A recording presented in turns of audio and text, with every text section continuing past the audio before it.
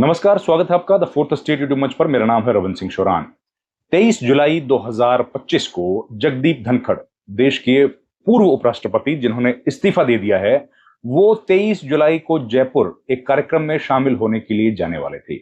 ये आधिकारिक सूचना हमको मिली थी 21 तारीख, जिस दिन उन्होंने इस्तीफा दिया, यानी कि आज इस्तीफा देने से कुछ देर पहले उनके कार्यालय की तरफ से जो जानकारी पत्रकारों को दी गई थी, उसमें कहा गया था कि 21 तारीख को जो रियल एस्टेट डेवलपर एसोसिएशन है, उसने नई कार्यकारिणी बनाई है, उससे मिलने के लिए रामबाग पैलेस जयपुर में एक बैठक है। उस बैठक का हिस्सा बनने के लिए जगदीप धनखड़ उपराष्ट्रपति जाने वाले थे और ये एक आधिकारिक कार्यक्रम अधिकृत तौर पर हम लोगों के पास आया था, लेकिन अभी जो खबर आई है उसके अनुसार उन्होंने इस्तीफा दे दिया। अब इस्तीफे के कई कयास लगाए जा रहे हैं, इस्तीफे के कई कारण बताए जा रहे हैं।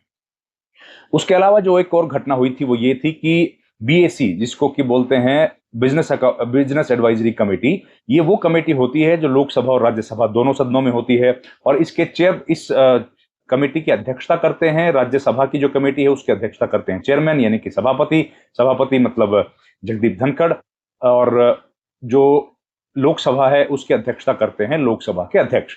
तो अब सवाल ये था कि आज जब बैठक बुलाई गई तो उसमें सब लोग आए, जो भी उसके सदस्य थे। सदस्य उसमें सब होते हैं, मतलब विपक्ष के भी होते हैं और सत्ता पक्ष के भी होते हैं। लेकिन आज एक अजीब बात हुई। पहले 1 बजे जब बैठक हुई तो उसको स्थगित कर दिया गया।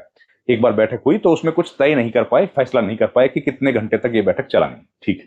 उसके बाद दोबारा से बैठक हुई 4 बजे, और 4 बजे भी और 1 बजे भी, दोनों बार जब बैठक हुई तो दोनों दफा सत्ता पक्ष की तरफ से कोई शामिल नहीं हुआ। ये बहुत हैरान करने वाली है कि आखिर क्यों कोई शामिल नहीं हुआ जगदीप धनखड़ की उस बैठक में, बीएसी में। ना तो उसमें संसदीय कार्य मंत्री किरेन रिजिजू आए और ना ही उसमें सदन के नेता बीजेपी के राष्ट्रीय अध्यक्ष जेपी नड्डा शामिल हुए, और यहीं से पूरी कहानी का पेंच जो है वो दिखाई दे रहा है। ऐसा आमतौर पर नहीं होता है कि सदन के नेता उस कार्यक्रम में शामिल ना हो जिसको कि बुलाया गया हो सभापति के द्वारा। और अब जब ये हो गया है तो अब कयास लग रहे हैं कि क्या उस वक्त जो घटनाक्रम चल रहा था, जो गहमा गहमी चल रही थी, प्रधानमंत्री नरेंद्र मोदी उस वक्त सदन के भीतर मौजूद थे, गृह मंत्री अमित शाह वहां पर थे, जेपी नड्डा थे, राजनाथ सिंह, ये तमाम लोग शाम के वक्त जो है संसद भवन के भीतर थे। और उस वक्त ये तब तक अधिकृत तौर पर कोई खबर नहीं आई थी, लेकिन ये चर्चाएं चल रही थी कि कुछ ना कुछ खास गहमा गहमी है। तो ये बताया गया कि जो जस्टिस यशवंत वर्मा है उनके खिलाफ इंपीचमेंट का जो ट्रायल है उसको लेकर ये गहमा गहमी चल रही है। हालांकि इस बात का यकीन किसी को नहीं हुआ था, लेकिन उसके बाद सबको लगा कि क्योंकि वो बड़ा एक मामला है और सीधे तौर पर राज्यसभा से जुड़ा हुआ है, तो शायद उसमें सांसदों के दस्तखत कराने से लेकर के जो तमाम इश्यूज हैं उनको लेकर यह बैठक चल रही होगी, और इसलिए इसको ज्यादा गंभीरता से उस वक्त नहीं लिया गया। लेकिन अब ये बात तय हुई है कि शायद ये बैठक जो चल रही थी ये इसी मसले को लेकर थी और जगदीप धनखड़ के इस्तीफे से जुड़ी हुई थी। अब जगदीप धनखड़ ने अब इस्तीफा दे दिया है। जैसे मैंने बताया कि 23 जुलाई को उनका अधिकृत कार्यक्रम लगा हुआ था, वो ऑफिशियली कहीं जाने वाले थे। अब जब उन्होंने इस्तीफा दे दिया है तो पूरी कहानी में बदलाव आ गया। अब सवाल कई उठ रहे हैं कि क्या एक राजनीतिक कहानी है, क्या इसके पीछे कोई राजनीतिक निर्णय है, क्या कोई और व्यक्ति जो इस पद पर आएगा। तो कई कयास लगाए जा रहे हैं। कोई कह रहा है कि नीतीश कुमार इस पद पर आएंगे और वो अब आगे से देश के उपराष्ट्रपति होंगे। दूसरा कोई कह रहा है कि किसी और व्यक्ति को यहां पर बिठाया जाएगा।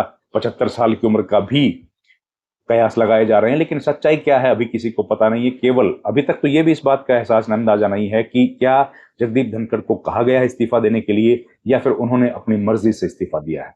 एक बात तय है कि जगदीप धनखड़ ने जिस तरीके से अपने करियर की शुरुआत की थी, शुरू से आखिरी तक बहुत ऊंचा मुकाम हासिल किया था, बहुत जमीन से जुड़े थे और सामान्य परिवार से आए थे, किसान वर्ग से संबंधित थे, और उसके बावजूद इतनी तरक्की करना ये वाकई एक बड़ी बात है। लेकिन जिस तरीके से उन्होंने इस्तीफा दिया और पिछले कुछ दिनों से वो लगातार जिस तरह की बातें कर रहे थे, जिस तरह का उनके ऊपर उन्होंने कहा था कि वो किसी दबाव में काम नहीं करते हैं और दबाव अगर होगा तो वो काम नहीं करेंगे, वो किसी भी दबाव से मुक्त होकर वो काम करते हैं। अपने एक मित्र के को संबोधित करते हुए एक सार्वजनिक मंच से उन्होंने ये बात कही थी, और अब आज उन्होंने इस्तीफा दे दिया। तो सब लोग जो भी इस बारे में जानकारी ले रहे हैं वो हैरान है। अब सवाल ये उठ रहा है कि इसके पीछे की सियासत आखिर क्या है। इसके पीछे की सियासत, जैसे आप जानते हैं कि बीजेपी में 2 ही लोग हैं जो फैसला करते हैं, इस सरकार में भी 2 ही लोग हैं जो फैसला करते हैं। जगदीप धनखड़ के इस्तीफे पर भी फैसला इन्हीं 2 लोगों ने किया होगा। अगर इसमें दो सवाल हैं कि क्या जगदीप धनखड़ ने अपनी मर्जी से इस्तीफा दिया है, वाकई वो बीमार हैं, दूसरा क्या उनको इस्तीफा देने के लिए बोला गया है। अभी तक इन सवालों के जवाब नहीं है, लेकिन अगर मान लिया जाए कि उनको बोला गया नहीं गया है इस्तीफा देने के लिए, उन्होंने अपनी मर्जी से इस्तीफा दिया है, तो भी अब इसके आगे की परिस्थिति क्या होगी।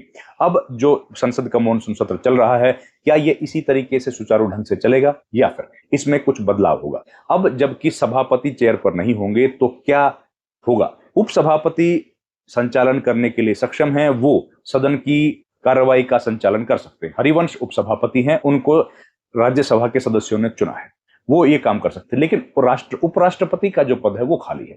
तो संवैधानिक तौर पर अगर देखा जाए तो उपराष्ट्रपति का पद जब खाली है तो वो दोबारा इलेक्शन करा के ही भरा जा सकता है।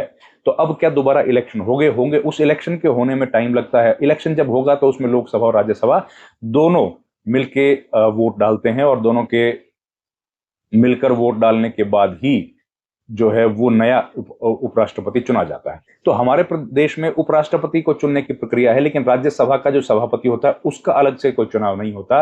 ये जो उपराष्ट्रपति होते हैं ये एक्स ऑफिशियो चेयरमैन होते हैं, यानी कि जो देश का उपराष्ट्रपति होगा वो स्वतः राज्यसभा का सभापति भी होता है। तो अब सवाल ये उठ रहा है कि अब कैसे होगा। क्या राष्ट्रपति इन्हीं को कार्यवाहक उपराष्ट्रपति के तौर पर काम करने के लिए कहेंगी, कार्यकारी उपराष्ट्रपति के तौर पर ये काम करते रहेंगे? क्योंकि संसद का जो मॉनसून सत्र है उसमें कई ऐसे सवालात हैं जब ये सवाल खड़ा होगा कि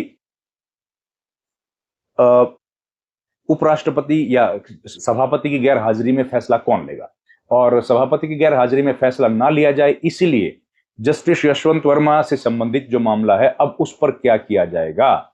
अब मोशन जो मूव किया गया था, जैसे हमने बताया कि उपराष्ट्रपति जगदीप धनखड़ ने यह बात कही थी कि उनके पास 50 लोगों के हस्ताक्षर आ गए हैं एक इम्पीचमेंट ट्रायल शुरू करने के लिए जस्टिस यशवंत वर्मा के खिलाफ।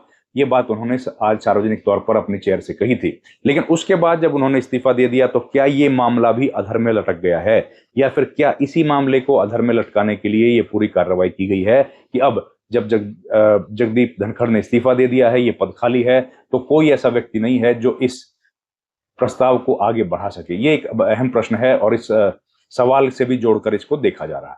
अब सवाल यह है कि अगला उपराष्ट्रपति कौन होगा, और अब क्या ये मॉनसून सत्र में जो ऑपरेशन सिंदूर था या पहलगाम का हमला था उन मुद्दों पर चर्चा करने के लिए विपक्ष लगातार दबाव बना रहा था, अब इन मुद्दों पर चर्चा होगी या अब इन मुद्दों पर बातचीत नहीं हो पाएगी? होगी तो वो किस तरीके से होगी, और अगर नहीं होगी तो क्या ये मुद्दे अब ठंडे बस्ते में चले जाएंगे? ये कई ऐसे सवालात हैं जिनका जवाब देश की जनता जानना चाहती है, लेकिन अभी तक सरकार की तरफ से कोई जवाब नहीं आया है। अभी तक इनके बारे में कोई सरकार की तरफ से जवाब नहीं आया है, कोई अधिकृत तौर पर हम लोगों को जानकारी नहीं है। जब भी जानकारी मिलेगी आपके साथ साझी करेंगे। इस वीडियो में इतना ही, आपसे गुजारिश है हमारे चैनल को प्लीज लाइक, शेयर और सब्सक्राइब जरूर कीजिए। आपका बहुत बहुत धन्यवाद। Thank you very much.